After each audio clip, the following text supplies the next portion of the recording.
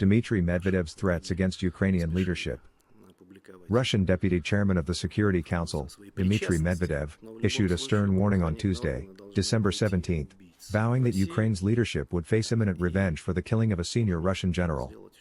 Medvedev's comments came after the death of Lieutenant General Igor Kirilov, Russia's chief of nuclear, biological, and chemical protection troops, who was killed along with his assistant outside a Moscow apartment. Medvedev stressed that despite the investigation being in its early stages, Ukrainian involvement was being alleged. He vowed that the perpetrators would be hunted down in Russia, targeting even those supporting them in Kyiv. Medvedev's remarks reflect the ongoing tensions between Russia and Ukraine amidst the ongoing conflict.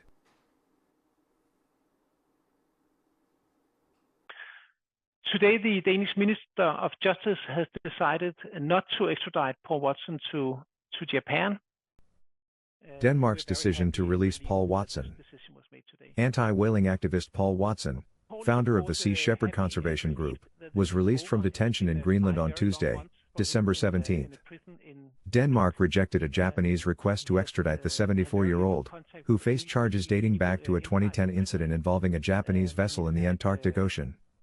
The charges included breaking into the vessel, obstructing operations, and causing injury and property damage. Watson was apprehended in Greenland after his ship docked in July. Denmark's Justice Ministry cited the age of the case and logistical uncertainties regarding time served as reasons for its decision. Watson's lawyer expressed relief over the decision, marking a significant moment for the environmental activist. Erdogan's call for inclusive Syria administration. On Tuesday, December 17, Turkish President Recep Tayyip Erdogan called for the establishment of an inclusive administration in Syria and urged the European Union to support the return of Syrian refugees. Erdogan's statement, made during a press conference with European Commission President Ursula von der Leyen, highlighted the need for cooperation in rebuilding Syria after over a decade of civil war. He also called for European assistance in repatriating millions of Syrians who fled to Turkey. In response, von der Leyen reaffirmed the EU's support for Syria's reconstruction, offering an additional €1 billion to aid the return of Syrians and manage migration. However, she noted that sanctions on Syria could be reconsidered once real progress on peaceful transitions is achieved. Suriye sahasındaki son gelişmeleri detaylıca ele aldık. My name is Michael Levy. I'm the older brother of Or Levy.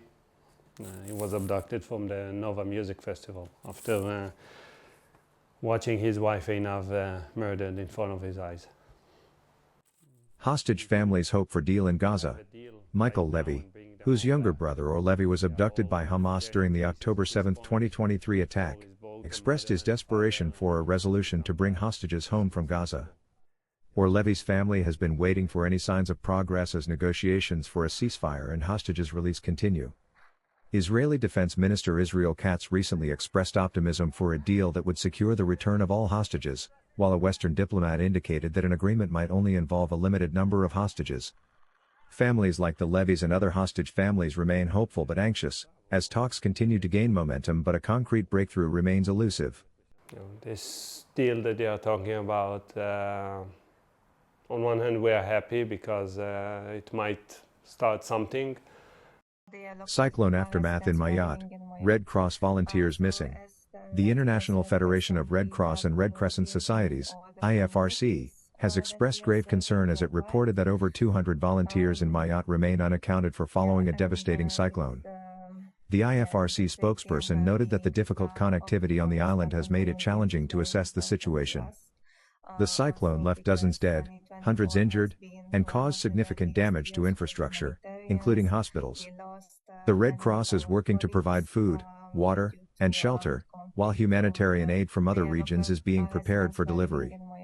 With over 100,000 people still unaccounted for, the situation remains critical, and the IFRC is hoping to establish contact with its volunteers in the coming hours. We have a team of 250 volunteers who are working for the French Red Cross branch there. And we haven't been able to connect with about 200 from them. But for now, it would be too early to say. if these people have come to any harm, because as I said, the uncertainty about the connectivity makes it really hard to assess.